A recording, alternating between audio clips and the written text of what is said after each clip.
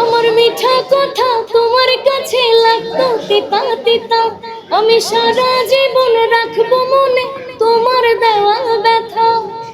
যারে তোমার ভালো লাগে তারে কাছে ডাইকো, আমি বন্ধু চইলা গেলাম দূরে, তুমি তোমার ভালো লইয়া থাইকো।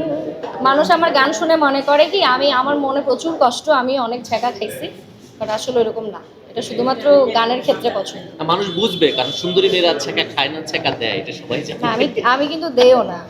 হ্যাঁ? কোনোটাই না।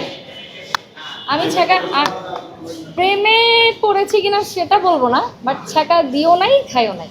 প্রেমে পড়েছেন কিনা এটা হাইড রাখতে। এটা মানে কি, মানে প্রেমে পড়ার সংখ্যাটা অনেক বেশি, এই জন্য হাইট নেই? না না, আমি অনেকের প্রেমে পড়ি না। প্রেমে কি অনেকের পড়া যায় বলেন? মন তো একটা, কয়জনকেই বা দেওয়া যায়।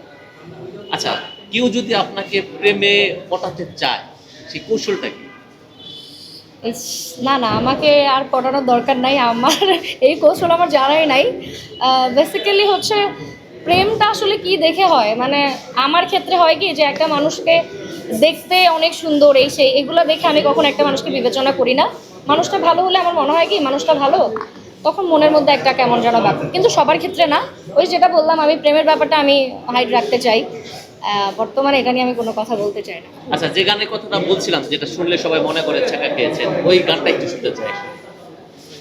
ওই গানটা, ওইটা হচ্ছে আমারই একটা মৌলিক গান, মোটামুটি জনপ্রিয়তা পেয়েছিল, ওই গানটাই করছি একটু, যদিও আমার গলার অবস্থা খুব একটা ভালো না।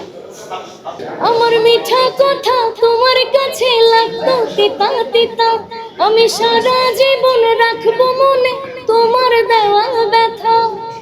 যারে তোমার ভালো লাগে তারে কাছে ডাইকো, আমি বন্ধু চইলা গেলাম দূরে,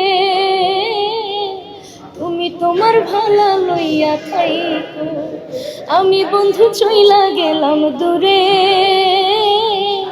তুমি তোমার ভালো লইয়া থাইকো।